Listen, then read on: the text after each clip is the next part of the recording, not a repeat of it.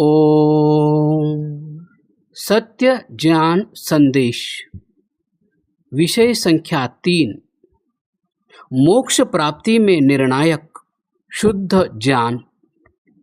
ज्ञानेन लभते मुक्ति न च सत्कर्म भक्तिभिः।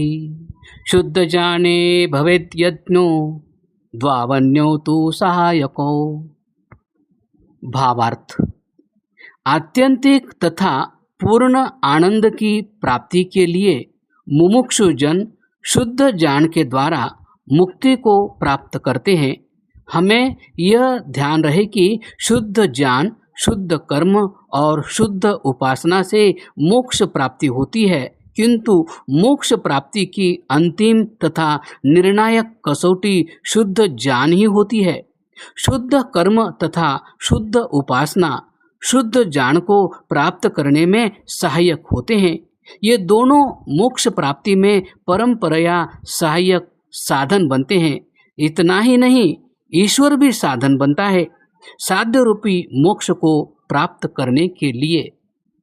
मोक्ष प्राप्ति के समय यह अनुमापक अथवा निर्णायक नहीं होता है कि किस व्यक्ति ने कितने समय तक योगाभ्यास रूपी कर्म किया है अथवा कितने अच्छे कर्म किए हैं, कितनी उपासना की है, अपितु यह देखा जाता है कि किसे कितना शुद्ध ज्ञान हो गया है।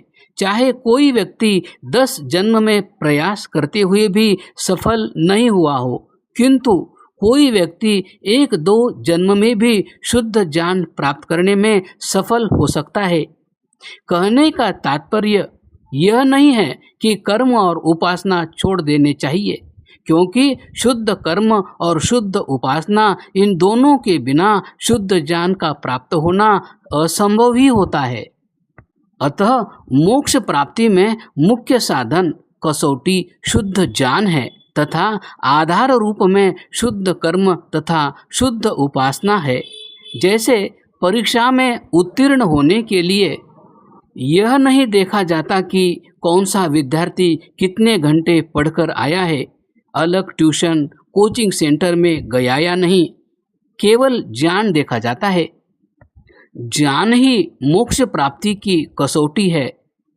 इस बात की पुष्टि में प्रमाण भी मिलते हैं। जैसे सांख्य दर्शन में आता है, ज्ञानात् मुक्ति ही बंधो विपर्ययात् न विकल्पः। अन्यत्र भी ऋते ज्ञानात् न मुक्ति ही। गीता में भी आता है, नहीं ज्ञानेन सदृशम पवित्रम इह विद्यते। किसी शास्त्र में ऐसा नहीं मिलता कि ऋते कर्मात् न मुक्ति ही अथवा कर्मात् मुक्ति ही अथवा उपासना विना न मुक्ति ही आदि आदि। मुक्ति प्राप्ति में प्रत्यक्षतः शुद्ध ज्ञान ही साधन है।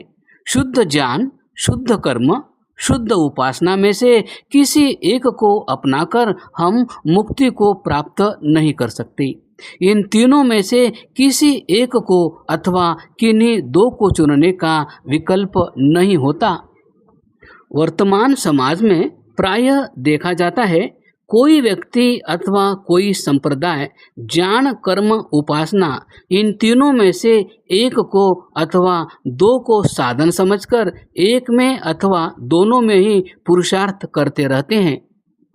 जैसे श्री शंकराचार्य मत के अनुयायी ज्ञान प्राप्ति को ही साधन मानते हैं और कर्म तथा उपासना को छोड़कर पढ़ने पढ़ाने में ही लगे रहते हैं। कुछ संप्रदाय कर्म ही पूजा है कहकर थोड़े से ज्ञान से ही कर्म करते हैं, उपासना आदि नहीं करते। कुछ संप्रदाय केवल उपासना को प्रधान मानते हैं, ज्ञान तथा कर्म को छोड़ देते हैं।